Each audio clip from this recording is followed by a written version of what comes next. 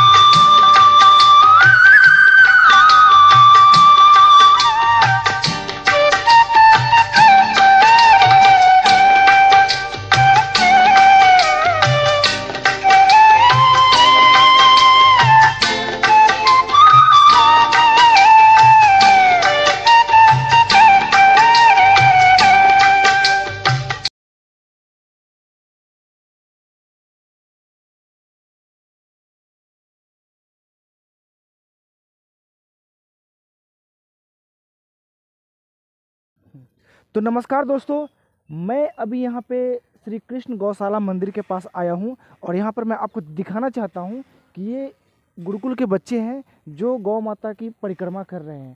यहाँ पे गौ माता की परिक्रमा कर रहे हैं, इनसे क्या फ़ायदे होते हैं इसके लिए मैं इनसे बात करूँगा, जानने की कोशिश करूँगा और मैं इनसे बात करके बताऊँगा। ये बच्चे बताएँगे कि गौ माता का परिक्रमा करने से कितने फ़ायदे होते हैं और गौ माता के शरीर में कितने देवी देवता विद्यमान हैं और उसका साइंटिफिक रीज़न क्या है, ये सब ये बच्चे बताएंगे। तो चलिए हम बच्चे से बात करने की कोशिश करते हैं कि आखिर ये बच्चों को बुलाता हूँ। बच्चे 1 मिनट आप लोग इधर आएंगे, इधर आइए आप लोग।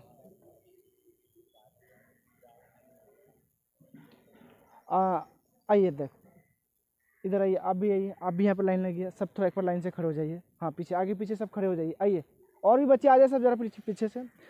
अभी आप मुझे ये बताइए कि आप जो है श्री कृष्ण गौशाला मंदिर का परिक्रमा कर रहे हैं, गौ माता की परिक्रमा कर रहे हैं।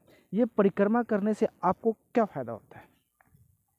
हमारे हिंदू धर्म में गाय को माता कहते हैं, इसलिए हम आस्था से उनकी परिक्रमा कर रहे हैं। अच्छा, आस्था, एक आस्था की वजह से आप यहाँ पे परिक्रमा कर रहे हैं। अच्छा, गौ माता के बारे में हमने बहुत कुछ सुना, साइंटिफिक रीजन ही बताया, सुना है कि 33 करोड़ देवी देवता गौ माता के शरीर में वास होते हैं। और उसके बारे में थोड़ा बता सकते हैं आप लोग क्या? हाँ जी, क्या बताएं, बताइए। गौ माता के अंदर 33 करोड़ देवता वास करते हैं और गौ माता के जो वाइब्रेशन होते हैं उससे ओजोन लेयर को भी फ़ायदा होता है और उससे हमारे स्वास्थ्य पे भी बहुत अच्छा असर पड़ता है। और गाय रोम में एक थेरेपी को प्रयोग में लाया जाता है जिसका नाम है काउ थेरेपी। उसमें होता है कि जो पेशेंट है उसको गाय के आसपास रखा जाता है और गाय का स्पर्श से कराया जाता है, गाय को छूना और ये सब। तो इससे गाय के वाइब्रेशन से उसके कैंसर जैसे भयंकर रोग भी ठीक हो जाते हैं। जैसे भयंकर रोग भी ठीक हो जाते हैं, इतनी महिमा है, तो फिर ये हमारे देश के लोग इसको क्यों नहीं समझना चाहते हैं? अब उन्हें कोई समझाया ही नहीं जा, मतलब वो उनको ये सब चीज़ें बताई नहीं जा रही इस वजह से। और दूसरा वो लोग ये देखते हैं बस ये आध्यात्मिक या फिर एक मतलब वैदिक उससे है, उन्हें साइंटिफिक रीजन्स ही नहीं पता बहुत सारे, इस वजह से वो इस चीज़ को नहीं समझते। तो कहीं ना कहीं ऐसा आपको लगता है कि ये सब चीज़ जो है ना एक तरह गुमराह भी किया जा रहा है? जैसे बहुत ऐसे लोग होते हैं जो गलत कमेंट करते हैं गौ माता पर, गलत कमेंट करके लोगों को गलत चीज़ भरते हैं उसके कान के अंदर। तो कहीं ना कहीं ऐसा लगता है जो हमारे सनातन संस्कृति में जो महानता है उस महानता को कहीं ना कहीं छुपाया जा रहा है। हाँ जी, बिल्कुल बिल्कुल छुपाया जा रहा है। तो आप बच्चे उस चीज़ को कैसे उजागर करना चाहेंगे?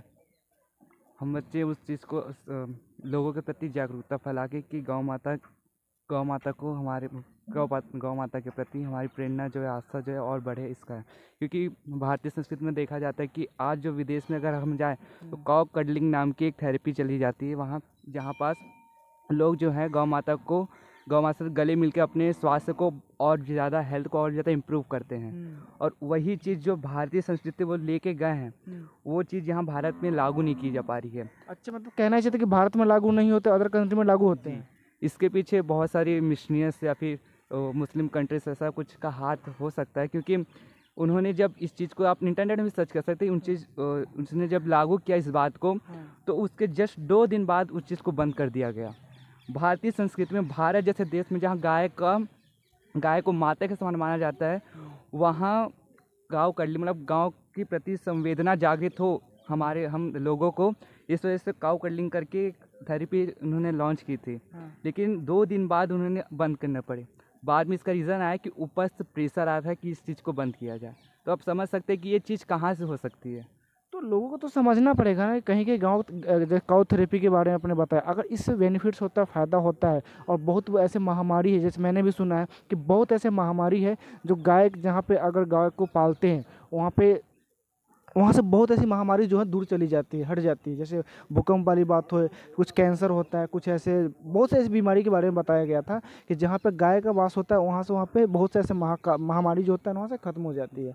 तो जब इतनी हमारे संस्कृति में महानता है, गाय के प्रति हो या किसी अदर चीज़ के प्रति इतनी जब महानता है, तो लोग को समझना चाहिए। और लोग समझते क्यों नहीं है? समझते इसलिए नहीं है क्योंकि उनको इन चीज़ों के प्रति जागरूकता ही नहीं है। उनको पता ही नहीं है कि इन सबसे फ़ायदा क्या होता है, या फिर वो पश्चात देश के संस्कृति इतने प्रभावित हो चुके हैं कि अपने देश की संस्कृति को जानते ही नहीं हैं। तो कैसे अपने देश की संस्कृति को हम उजागर कर सकते हैं? इसके लिए हमें क्या करना पड़ेगा? सबसे पहले तो हमें अपनी संस्कृति को जानना पड़ेगा कि हमारी संस्कृति है क्या, असलियत में वो चीज़ वो है क्या। मतलब कि पहले जो था कि गुरुकुल में जहाँ हम जाके वहाँ पास शिक्षा में मिलती थी, उससे हम सब चीज़ जान पाते थे और अपने भारत को जो है आगे बढ़ाते थे। कहीं ना कहीं चाहते हैं कि गुरु परंपरा का जो पद्धति था, जैसे गुरुकुल वगैरह में बच्चे पढ़ाई करने जाते थे, वो परंपरा हमारा नष्ट हो गया और उससे हमें बहुत बड़ा साइड इफेक्ट हुआ है। और कन्वेंट की जो पद्धति जब से चली है तब से हमें बहुत बड़ा साइड इफेक्ट हुआ है हमारी संस्कृति को लेकर। तो ये गुरुकुल जो पद्धति है जगह जगह खोले जाए और जगह जगह अपनी संस्कृति की पहचान लोगों को बताया जाए। इसके लिए क्या करना पड़ेगा? सरकार को क्या करना चाहिए इसके लिए? इस पर तो जो गवर्नमेंट स्कूल है उसको मतलब स्कूलों में वैदिक की ये जो शिक्षाएं चल रही हैं, सब्जेक्ट्स वगैरह, उसके साथ साथ जो प्रैक्टिकल ज्ञान जो होता है, हमारी संस्कृति का जो ज्ञान, उसको भी देना चाहिए और वो सिर्फ गुरुकुल के माध्यम से ही हो सकता है। तो आप ऐसा कहना चाहते हैं कि इसका एक सिलेबस लाया जाए जो हमारे संस्कृति है, जैसे अभी आपने इतिहास पढ़ा होगा, भूगोल पढ़ा, बहुत ऐसे सब्जेक्ट पढ़ते हैं, तो जो सब्जेक्ट उस तरह का एक इस पर भी सब्जेक्ट लाया जाए? मेरा सब्जेक्ट वो चीज़ नहीं है, क्योंकि हम पढ़ते हैं, हम इतिहास पढ़ते हैं, उसमें हम बाहर की चीज़ों के बारे में पढ़ते हैं, ना हमें शिवाजी के बारे में बताया जाता है। ना एक संस्कृति ऐसा कोई सब्जेक्ट लाया जाए, या आप गौ माता के ऊपर कुछ ऐसा सब्जेक्ट लाया जाए, या आप कह सकते हैं कि गीता के ऊपर कुछ सब्जेक्ट लाया जाए, इस तरह का सब्जेक्ट उसमें हमारे सिलेबस में इंक्लूड किया जाए तो फ़ायदा रहेगा। जी बिल्कुल, इसमें बहुत फ़ायदा रहेगा। जिस हमारे बच्चों को प्रैक्टिकल ज्ञान जो है हमारी संस्कृति का वो सबको मिलेगा, जिससे हमारा देश और भी आगे बढ़ सकता है। तो आप सरकार से क्या अपील करना चाहते हैं? अपनी संस्कृति बचानी है, अपनी संस्कृति की पहचान, हमारे भारतीय संस्कृति की पहचान गौ, गंगा और संत है ना, तो इसको हमें बरकरार रखना है। तो हमें क्या करना है? सरकार से हम कैसे अपील करें कि सरकार इस चीज़ पे एक्शन ले? मैं सरकार से अपील करना चाहता हूँ कि जो भारतीय संस्कृति के जो धरोहर है गौ गंगा और संत, इनको जो है बचाया जाए, उनके लिए कुछ ना कुछ ऐसे चीज़ें किए जाए, ऐसे नियम लागू किए जाए जिनसे हमारी संस्कृति की रक्षा हो। अच्छा, आप मुझे बताइए कि सरकार अगर या कोई भी नेता अगर इस मुद्दे पर थोड़ा सा बात करना चाहता है, अभी मैंने कुछ दिन पहले देखा था कि एक संस्कृत के ऊपर, गीता के ऊपर थोड़ा सा ऐसा प्लानिंग किया गया था उसको सिलेबस में लाने की, तो जितने विपक्ष वाले नेता होते हैं वो क्या करते हैं, अपनी अपनी हेकड़ी दिखाने लगते हैं और समाज में गलत निगेटिविटी फैलाने लगते हैं और हंगामा करते हैं कि नहीं ये चीज़ ऐसा नहीं है, ये चीज़ ऐसा लागू नहीं होना चाहिए। तो आप इसके लिए क्या कहना चाहते हैं? मैं तो यही कहना चाहूँगा कि ये लोग क्रिश्चियन मिशनरी से ज़्यादा प्रभावित हैं और क्रिश्चियन मिशनरी का दबाव आता है हमारे सरकार पे कि ऐसा आप मत कीजिए, और उसके लिए मतलब करप्शन भी होता है जिससे ये सब बढ़ता है। तो मैं यही कहना चाहूँगा कि क्रिश्चियन मिशनरी से दबाव में ना आके हमारे देश की संस्कृति को बचाएं और हमारे देश को आगे बढ़ाएं। अच्छा, तो ये भारतीय संस्कृति को बरकरार रखना है। हिंदू की संख्या ज़्यादा है भारत में, फिर भी हम क्रिश्चियन मशीनरी के मतलब इफेक्ट में आते हैं, उसके दबाव में आते हैं। ऐसा क्यों? क्योंकि अभी सब लोग पाश्चात्य संस्कृति ज़्यादा यूज़ कर रहे हैं। नहीं, है तो हम हिंदू ना, है तो हमारी संख्या 70% हिंदू है, 30% भी बाकी सब है, फिर भी हम दबाव में रहते हैं। ऐसा क्यों? क्योंकि हमारे अंदर वो जागरूकता नहीं है हिंदू में कि हम एकत्रित नहीं हो पाते। वो दूसरे मतलब जो मुस्लिम्स है वो हमेशा एक साथ होकर चलते हैं। हमारे अंदर वो जागरूकता नहीं है। ये जागरूकता के लिए आप समाज को क्या संदेश देना चाहते हैं? ये जागरूकता के लिए मैं समाज को यह संदेश देना चाहता हूँ कि पहले अपने संस्कृति के बारे में जाने, जैसे भैया ने बोला पहले अपने संस्कृति के बारे में जाने, उसके बाद फिर अपना जो हमारा हिंदू का धर्म है वो फिर बताए। तो दोस्तों आपने देखा कि ये बच्चे बहुत ही अच्छे अच्छे ज्ञान की बातें बताया, और वास्तव में ये बच्चे जो बताया सरकार को इसके ऊपर सोचना चाहिए। कम से कम इस वीडियो को देख के सरकार को थोड़ा एक्शन लेना चाहिए कि इतने छोटे छोटे बच्चे होकर अगर इस तरह की बातें करते, इस तरह मनोबल को बढ़ाने की बातें करते, देश और समाज के हित की बातें करते, संस्कृति के हित की बातें करते, गौ के हित की बातें करते, गीता के हित की बातें करते हैं, गंगा के हित की बातें करते हैं, तो समाज को और देशवासी को और राजनेता को कम से कम समझना चाहिए। और इस तरह हमारी संस्कृति को बरकरार रखने के लिए हमें अपनी संस्कृति को फॉलो करना चाहिए। चाहता हूँ कि अभी आपको मैं बच्चे के ज्ञान से रूबरू कराया। अभी क्या होता है समाज में, अभी माहौल क्या चल रहा है, गलत वीडियो अगर हम बनाते हैं तो समाज के हर वर्ग के लोग उसे एक्सेप्ट करते हैं और मिलियन में उसका व्यूज़ जाता है। लेकिन मैं कुछ अच्छा चीज़ दिखाऊँ समाज को, अच्छा वीडियो बनाकर दिखाऊँ तो उसका व्यूज़ नहीं जाता है। मैं समाज के हर वर्ग के लोगों से कहना चाहता हूं कि आप अपने थॉट को बदलिए, सोच को बदलिए और इस तरह के वीडियो को ज़्यादा बढ़ावा दीजिए, लाइक कीजिए, शेयर कीजिए, कमेंट कीजिए और चैनल को सब्सक्राइब कीजिए, ताकि देश और समाज में अच्छा चीज़ फैले, अच्छा मैसेज जाए, तो हमारी संस्कृति बरकरार रहेगी। वरना देश में और संस्कृति की जिम्मेदार आप सब है। अगर गलत चीज़ का बढ़ावा अगर आप देते हैं तो देश गुलाम होने में समय नहीं जाएगा, टाइम नहीं जाएगा, और अच्छे चीज़ का अगर बढ़ावा देते, अच्छे चीज़ को फॉलो करते हैं तो संस्कृति हमारी बरकरार रहेगी और जो भी हमारे देश में गलत मानसिकता के लोग हैं उनको जड़ से खत्म किया जाएगा। इसलिए हमेशा आप सच्चाई के साथ दीजिए, अच्छी चीज़ों का साथ दीजिए, संत समाज को साथ दीजिए, गीता गौ गंगा सबको साथ दीजिए। ऐसा नहीं कि गलत वीडियो बनाते हैं, वी ग्रेड का वीडियो बनाते हैं, मतलब ऐसा कुछ निगेटिविटी वाले वीडियो बनाते हैं, उसको आप लोग मिलियन में व्यूज़ देते हैं, प्यार देते हैं। तो मैं आप सबसे रिक्वेस्ट करता हूं कि ऐसा चीज़ समाज में मत फैलाइए जो समाज में जहर का काम करे। तो दोस्तों आप मेरे चैनल को लाइक कीजिए, कमेंट कीजिए और सब्सक्राइब कीजिए। आप क्या करना? हम हमारी संस्कृति के लिए एक संकल्प लेना चाहते हैं। आप संकल्प लेना चाहते हैं, उस संकल्प में क्या होगा? उस संकल्प में हमें हमारी संस्कृति के प्रति हमारा गौरव बढ़ेगा, हमारा सम्मान बढ़ेगा और साथ ही साथ हमारे अंदर भी एक हौसला आएगा कि हमें हमारी संस्कृति की रक्षा करनी है, उसके प्रति जागरूक होना है। देखिए ये बच्चे बोल रहे हैं कि संस्कृति की रक्षा के लिए एक संकल्प लेना चाहते हैं, तो चलिए मैं देखता हूँ कैसा संकल्प इन बच्चों का। चलिए बताइए संकल्प क्या है आपका? मैं ऋषि मुनियों की संतान हूँ, मैं ऋषि मुनियों की संतान हूँ, भीष्म जैसे दृढ़ प्रतिज्ञ महापुरुषों की परंपरा में मेरा जन्म हुआ है। गंगा को पृथ्वी पर उतारने वाले राजा भगीरथ जैसे दृढ़ निश्चयी महापुरुषों का रक्त मुझ में बह रहा है। समुद्र को भी पी जाने वाले अगस्त ऋषि का मैं वंशज हूँ। श्री राम और श्री कृष्ण की अवतार भूमि भारत में जहाँ देवता भी जन्म लेने को तरसते हैं, वहाँ मेरा जन्म हुआ है। दीनहीन क्यों? संयम और एकाग्रता बढ़ाकर मैं जो चाहूँ सो कर सकता हूँ। आत्मा की अमरता का दिव्य ज्ञान का संदेश पूरे ब्रह्मांड को जिन ऋषि मुनियों ने दिया उनका वंशज होकर मैं दीनहीन नहीं रह सकता। मैं अपने रक्त के निर्भयता के संस्कारों को जगा कर रहूंगा। मैं वीरवान बनकर रहूंगा। मैं ईश्वर प्राप्ति कर रहूंगा। मैं भारत को विश्व गुरु बनाकर रहूंगा।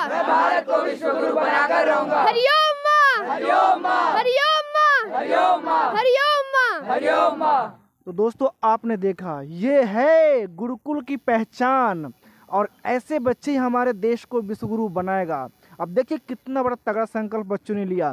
इसकी आवाज़ में हर एक चीज़ में जो जोश था, जुनून था भारतीय संस्कृति को लेकर, वो शायद आज के कन्वेंट बच्चों के अंदर नहीं होता है। और यही हमारी गुरुकुल परंपरा है जो आज हम सब खोते हुए जा रहे हैं। मैं सरकार से अपील करना चाहता हूं कि ऐसे बच्चों को कम से कम देखे और ऐसे बच्चे से कुछ सीख ले और हमारे भारतीय संस्कृति के लिए